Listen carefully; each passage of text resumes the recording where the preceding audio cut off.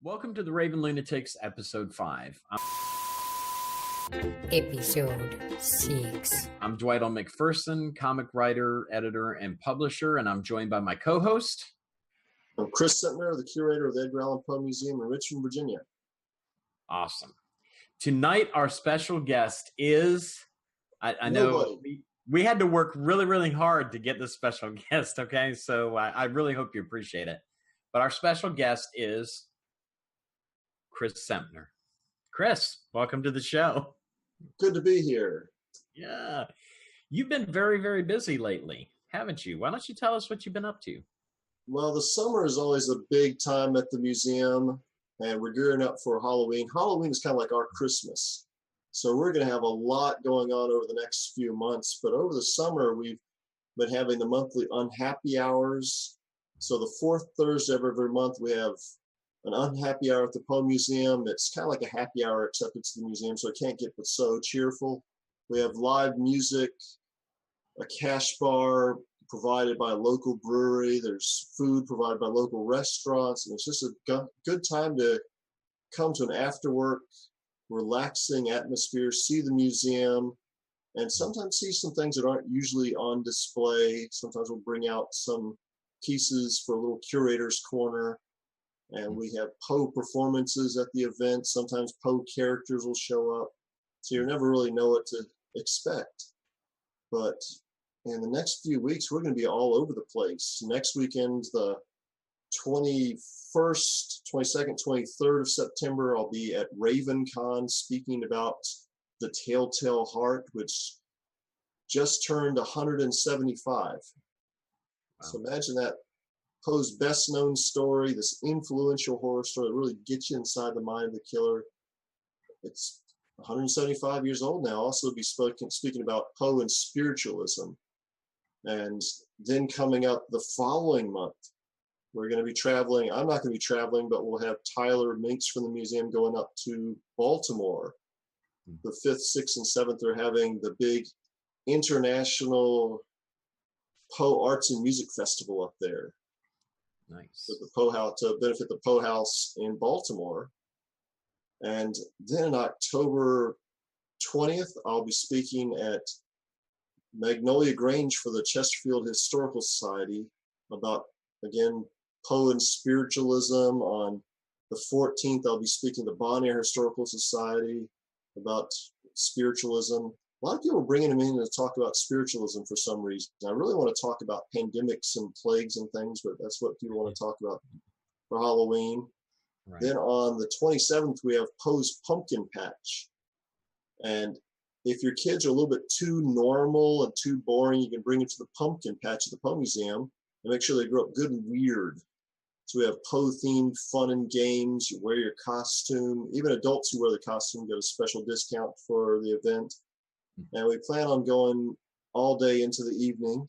Then on the 28th, I'll be at Garth Newell Music Center in Hot Springs, Virginia, doing a Poe performance. And there's a composer who's done a piano piece to accompany the Telltale Heart. So I'll be reading the Telltale Heart while they have the premiere of this piano piece. That's cool. And I think on the 21st of October, I'll be performing as Poe in Hanover Tavern. So we're all over the place. And then, of course, all throughout the month, there'll be school groups coming to the museum. We'll be inundated with school groups.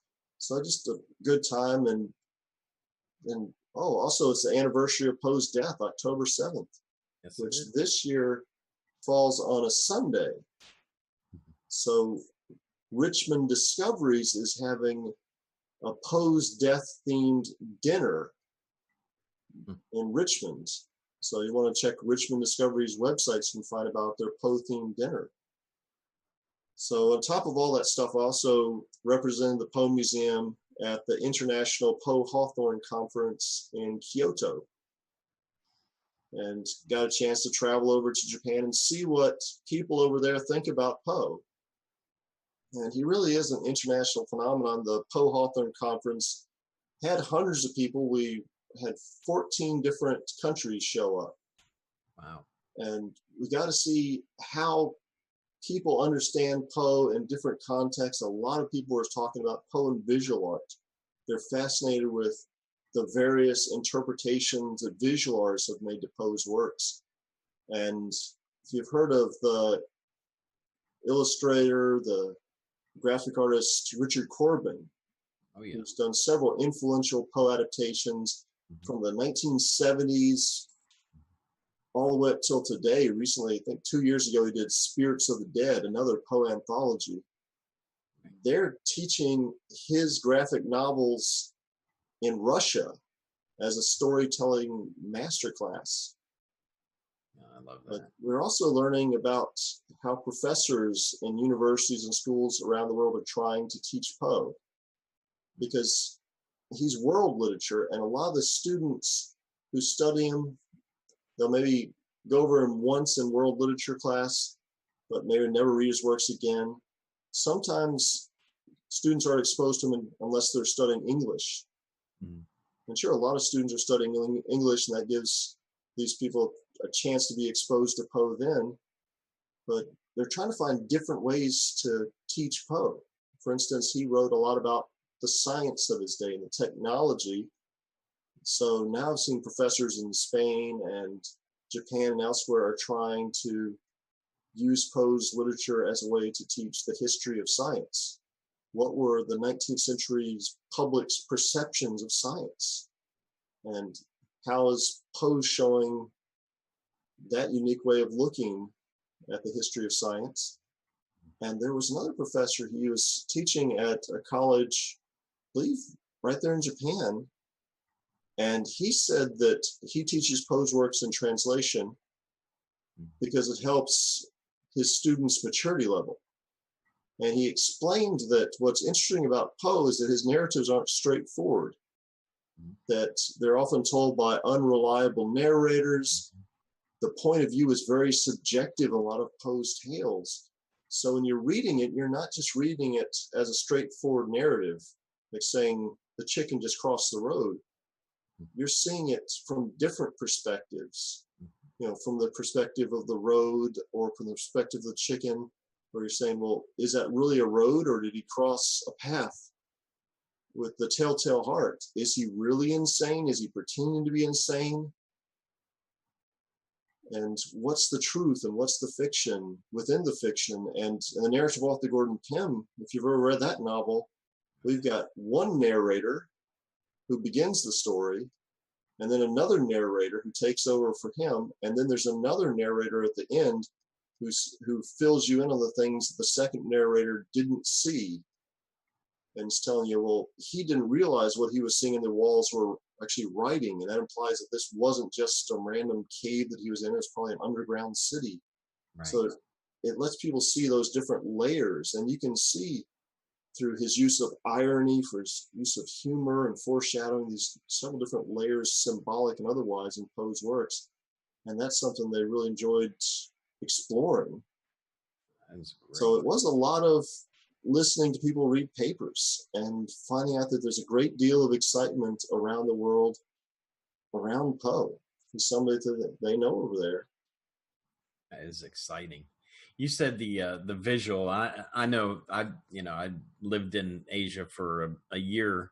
The visual part is very important to them. They're a very visual culture. You know, they have their manga, and where we may put a novel down, a paperback down, and leave it for somebody else to read, they do that with manga.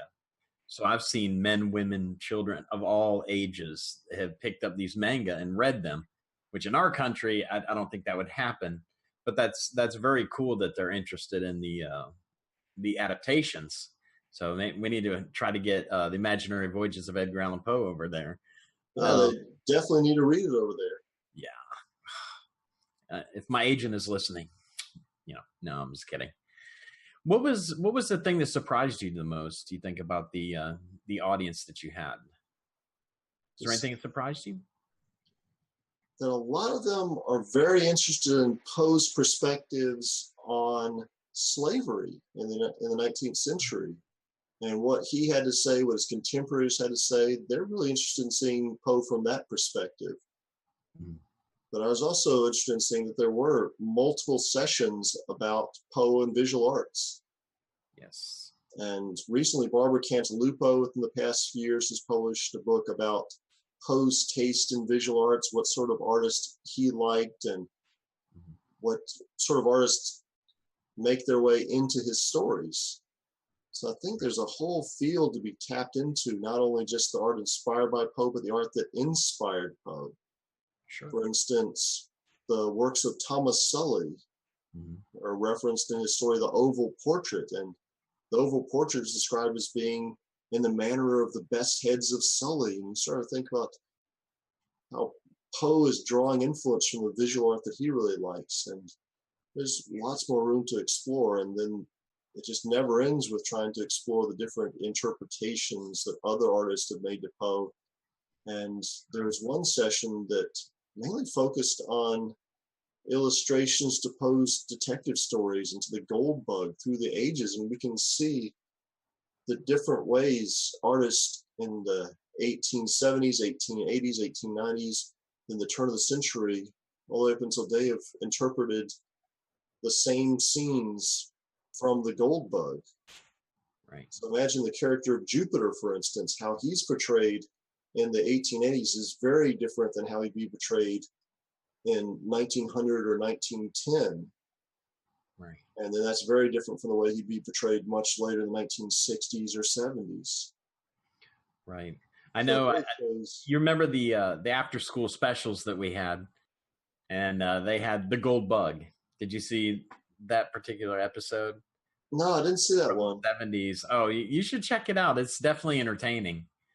But I think that's really another thing that kind of stuck in my mind as far as Edgar Allan Poe, and just kept his name kind of, it seems like his name was always, I was always hearing it from time to time as I was growing up. And I think that's why it really stuck with me. I think the best adaptation of Poe so far has been Wishbone. It's a little talking dog, but everybody around the dog just pretends it's a person. Like there's absolutely nothing wrong with the dog talking. And this is way before Brian on Family Guy. But this cute little white dog, and he became Inspector Dupin in the story The Purloined Letter, and you got to watch him solve the mystery and using all of Dupin's reasoning. And he's just a little dog dressed up in human clothes, I believe. Pretty entertaining. Much better than The Raven with Cusack. Oh, we had to go there, didn't we? We just... Well, there are good things about The Raven, but it probably wasn't as good as Wishbone. It didn't have any talking dogs, and that's pretty important to have if you're going to have a Poe adaptation. Exactly. Yeah. See, why don't we work in Hollywood? We can hook this up. Yeah. Make it happen. We've been trying at the museum to do some adaptations with the Poe Museum cats. Oh, nice. And they have a little bit of trouble cooperating with our stage direction, but we've got them to pose for some pictures, interpreting the Telltale Heart or the Pit and the Pendulum. I've seen those. Amontillado. My wife loved those especially. She loves cats. She's a cat woman, right? Catwoman. So how long were you in Japan then? I was only there for about a week. A week. Okay. So the conference lasted about 4 days, and then afterwards just looked around the temples in Kyoto. Very beautiful city. Especially there's something like 2,000 temples there. Wow. So you have to see how the temples are incorporated into the landscape. That's where they have the famous temple, the Golden Pavilion, this building covered with gold leaf. And it was made famous in a novel because in the 50s, a monk was apparently entranced by the beauty and tried to burn it down. So they've been able to reconstruct it, recover it with gold. And you can't go inside, but you can look at it outside and explore the grounds around it. It's great to see how they really do put the temples into the landscape. A lot of times in the Western world, we just like to clear cut everything and then make the landscape fit our buildings. Right. But there they tried to make the buildings, the structures, incorporate into the landscape, use the landscape, and it weaves in and out of the architecture. Right. I saw some of that in South Korea as well. They had like, I think it was 800 steps that were in the side of this mountain until you got to the top. And whenever we had to run those things, I mean, I had just about had an out of body experience. But getting back to the, when you were lecturing and such, did you hear anything interesting from them that maybe you hadn't considered before about post work or interpretation? Yeah, it's especially the parts about how different professors and different teachers were trying to find new ways to incorporate Poe into their classrooms. Mm-hmm. And they're people, they really want to teach Poe. They think that their students can really benefit from learning him. But a lot of schools around the world are cutting back on anything that's not related to science and technology and math, and sometimes the arts don't have enough of a place there. That's a shame. That's a shame, don't you think? I mean, but we did have some good talks about Poe's views on metaphysics and spiritualism. I tried to make sure I attended all the arts-related talks, anything about Poe and the visual arts. But my talk is about Poe and Victorian spiritualism and how he might have unintentionally inspired some of the leading proponents of the movement, like Andrew Jackson Davis, who they consider called sort of the Paul of spiritualism. He's the one who wrote down the essential text and wrote basically the basic tenets of what spiritualism was, and he was inspired in part by Poe. Right. And Poe sort of did this unintentionally. He was just writing stories that he wanted to be entertaining, and occasionally, in the case of the facts, in the case of M. Valdemar, to fool people. Right. And he, even after that story came out, Poe admitted that the story about mesmerizing a dead man was a hoax. People wouldn't believe it was a hoax. They kept trying to get him to fess up and admit that it was true. Right. Well, getting back this with the spiritualism thing, I mean, there's been a real revival of interest in spiritualism, I'd say, in the 21st century here. So it's interesting how it seems to come around each century. I don't know if it's the way the world is or what's going on in the world, but it makes people look for something outside themselves or something bigger than they are.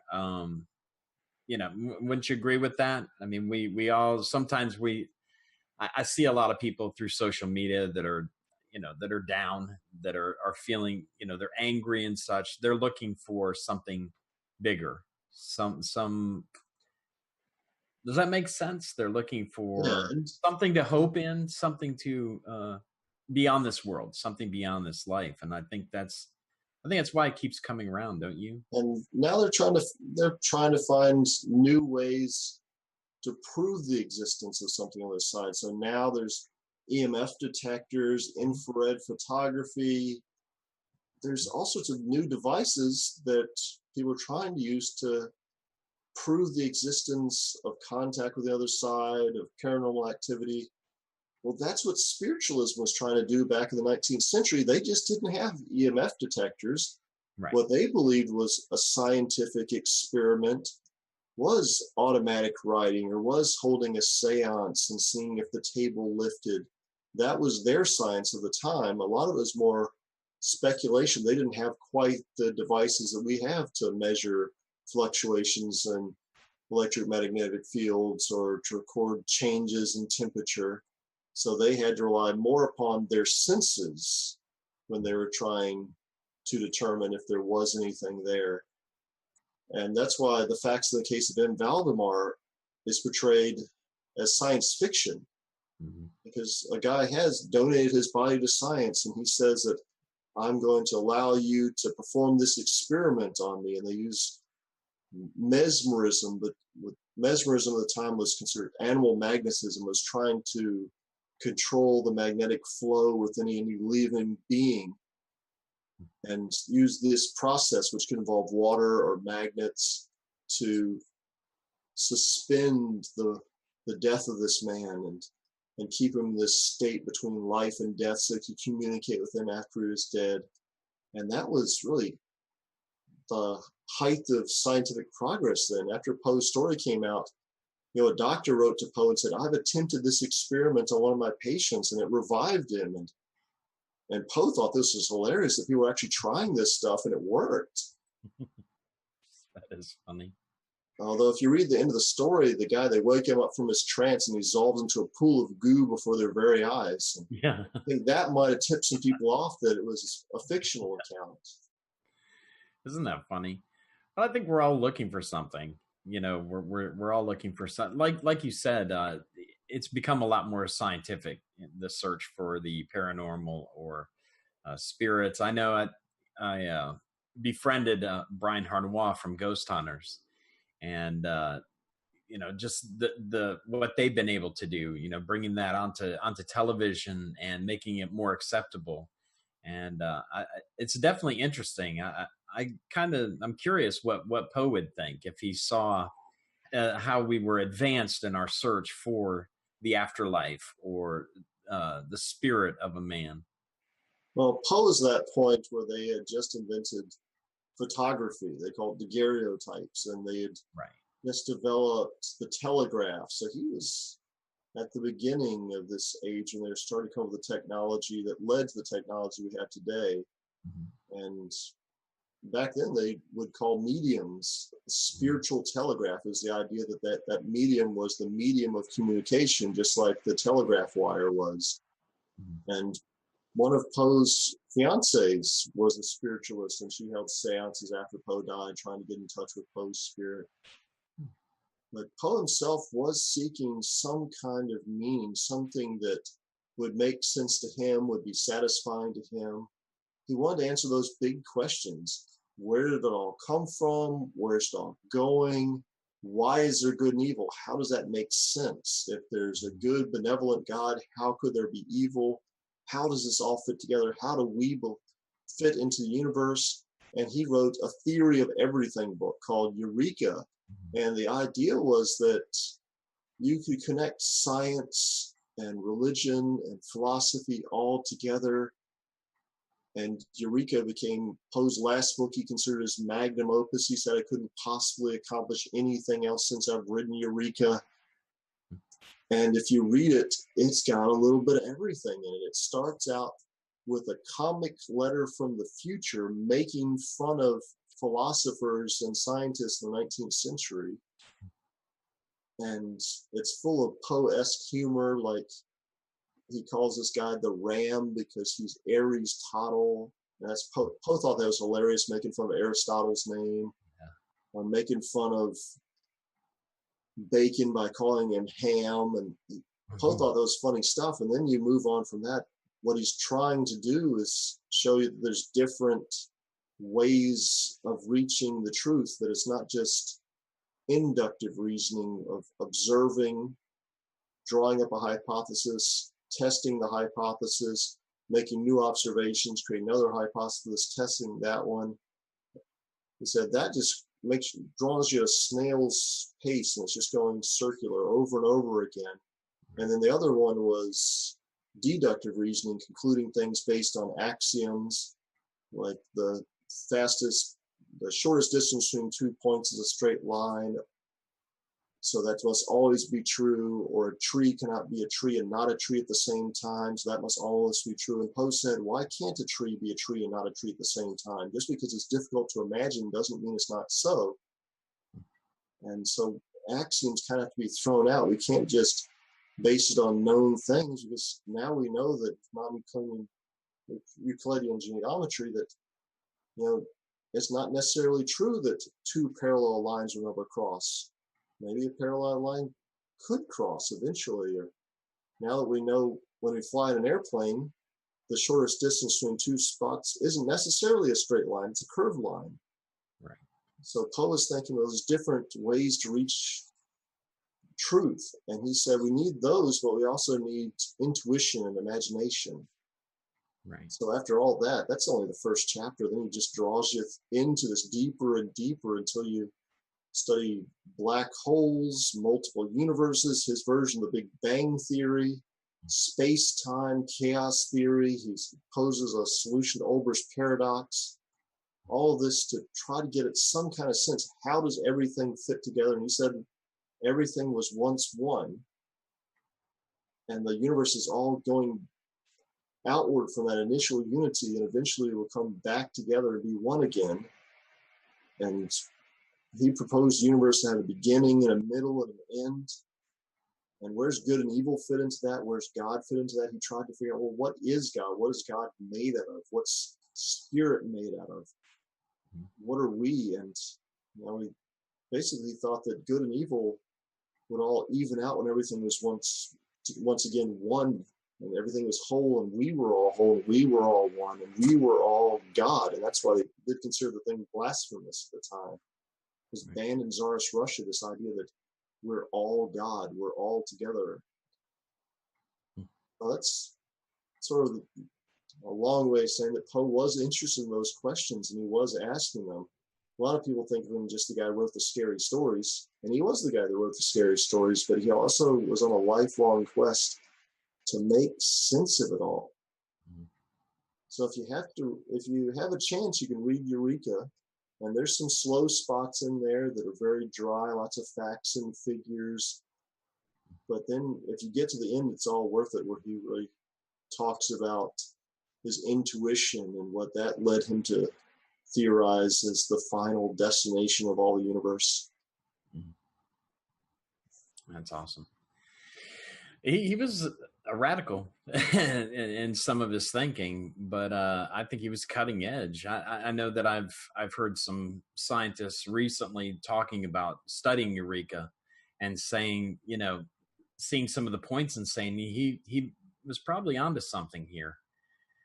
So I love that he was so far ahead of his time, and he was so much more than just a horror writer. I know it's Halloween time and everybody wants to talk about the scary stories, but it sounds like you were able to talk about a lot more than that with your group in Japan. So there's a different time. There's a professor. He's a former engineer in Belgium, and he's very interested in Eureka, and he's put up a website, poeureka.com, where he's examining Eureka and all the ideas in there. It's just chock full of different ideas that sound very modern, like the idea of multiple universes, the idea of black holes, and the chaos theory, and even the idea of space-time. Poe is writing about how space and time are linked, and if you didn't have space, you wouldn't have time. And you think, wow, that sounds like a pretty modern idea there, but Poe's writing this back in 1848. And that does, in a way, fit in with the rest of his works. If you think about something like Murders in the Rue Morgue, we begin with just chaos, a brutal murder that takes place. And the police, they break down the door to the apartment. They find one woman, she's had her head severed, and another one is stuffed up the chimney. The murderer is nowhere to be seen. How could he have escaped this upstairs apartment without being seen by any of the police who just broke down the door that's locked from the inside? And it seems like there's something supernatural, something uncontrollable. But then Auguste Dupin comes in, the detective character, and he's able to overcome this force, this outside, unknowable force, by using logic and reasoning and analysis. And he's able to make sense of it all. And probably a better example is A Descent into the Maelstrom. The guy is stuck in a giant whirlpool. You can't imagine much worse than being stuck in a giant whirlpool that's about to suck you under. And you're a goner for sure. And this guy, at first, he looks up at those big black walls of the whirlpool, and he's just awestruck by it. He's just overcome by the feelings of the sublime that this thing is towering over him. And then, after he gets over the initial horror of it, he starts to analyze it, and he sees that certain objects are sinking more quickly than other objects. So it depends on the mass of the object on how quickly it's sinking, and he devises, based on that, a way to escape. So Poe was interested not only in the horror and the terror, but finding out how to use reason to overcome it.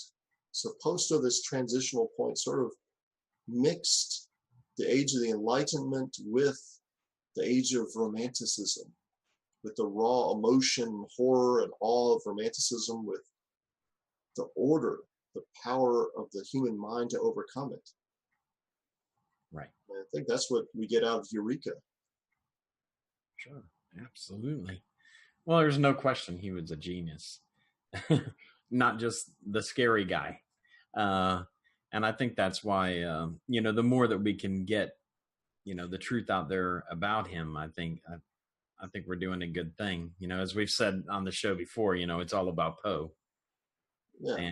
And definitely he deserves to be recognized as, not only an author, but a thinker and a cutting edge philosopher, I think, as well. So what else can you tell us about your trip to Japan? Any funny stories? Anything funny that happened to you while you were there? No, it was just a really nice place. The food, I never knew what I was eating. They just provided us bento boxes every day. And we just ate whatever they gave us. And it looked good. It was always very attractive looking food. And I think one person got sick from eating something. She wasn't sure what it was. I think it had red dye in it somehow. Oof. Well, that's just the risk you take sometimes of not knowing what you're eating. Right. And I got a chance to meet a lot of really interesting Poe scholars from China and from France and from Spain, and to find out what sort of things they're doing and how they approach Poe. Because, we're used to seeing Poe. We've grown up with him. A certain image of Poe that we got from grade school, maybe even a little bit of college, and we see him on The Simpsons. Mm-hmm. And we associate Poe with the Telltale Heart and the Raven, because those are the ones we get to see all the time. Mm-hmm. And there's some pretty great works, but it is useful to speak to people from other countries and see, well, what stories are you studying over there? Which authors in your country are inspired by Poe, and why? And there's one professor from Japan who gave a whole lecture one night just about Japanese authors inspired by Poe. And it's great to see how this legacy of inspiration is just traveling around the world. That is cool. That is awesome. I can see her back over your shoulder.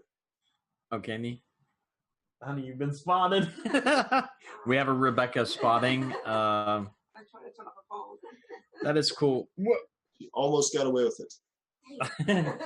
And I could have gotten away with it too if it weren't for you meddling kids. Anyways.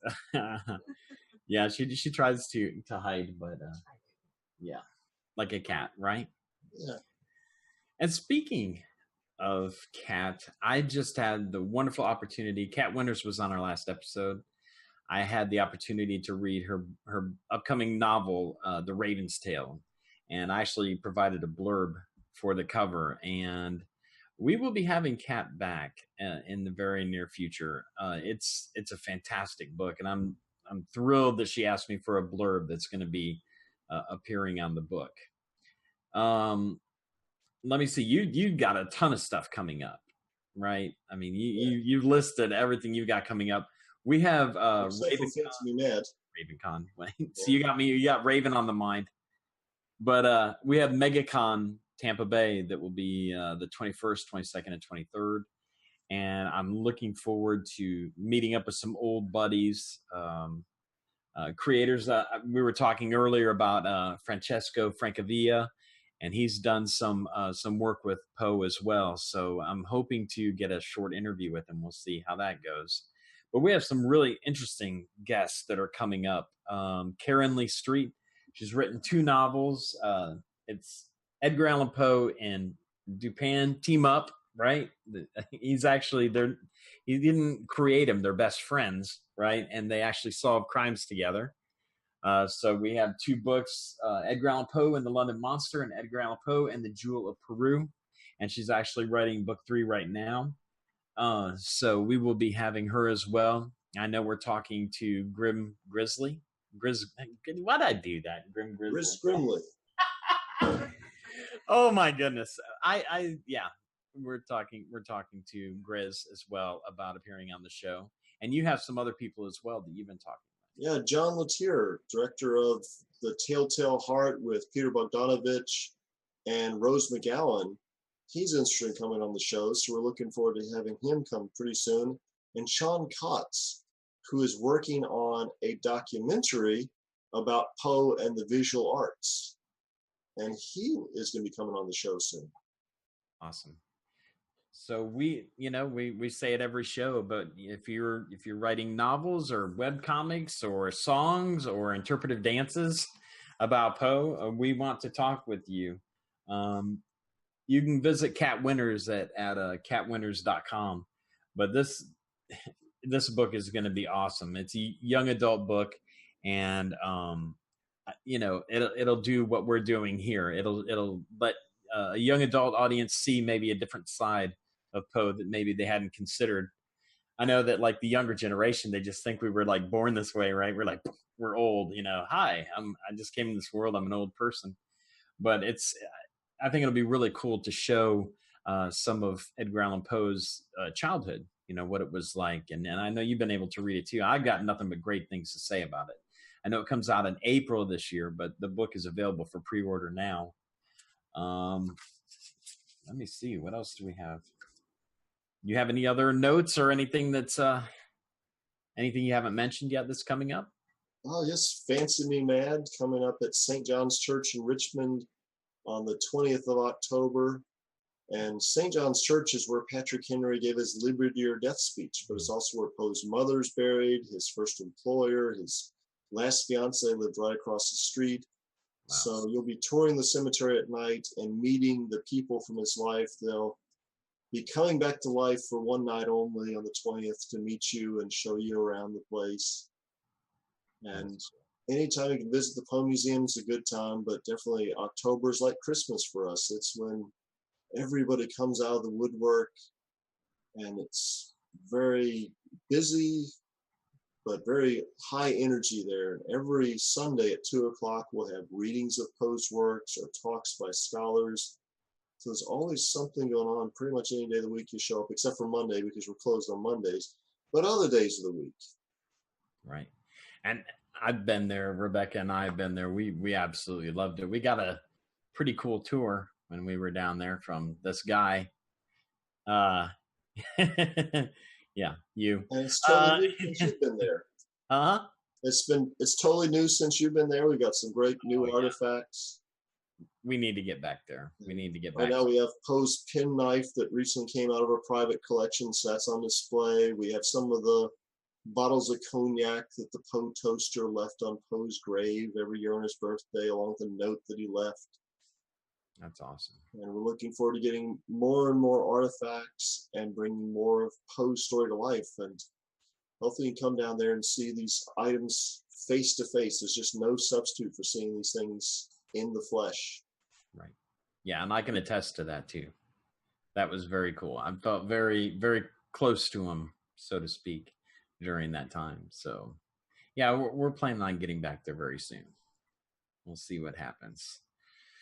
Okay, I guess that's, well, like I said, I'll be at MegaCon Tampa Bay this coming weekend, the 21st through the 23rd, and I will have special MegaCon Tampa Bay copies of The Imaginary Voyages of Edgar Allan Poe, #1, that are only going to be available there. So I've had people that have been asking me, hey, are we going to be able to get these books? They didn't get the catch the Kickstarter campaigns. So we're going to make these available, and, depending on what happens in the future, we are going to make more available to people, so they will be able to read them as well. So there we go. I think our next guest will probably be Karen Lee Street, unless we'll talk about that. It's a mystery. There you go. It's a mystery. It's a mystery. You have to come and find out who our next guest will be. But will they be as cool as today's guest? I doubt that. I don't know. We didn't have a guest today, so It was you! Yeah. Well, awesome. I guess with that, we'll go ahead and say thank you for watching, and we'll see you on the next episode of the Raven Lunatics. See ya. See ya.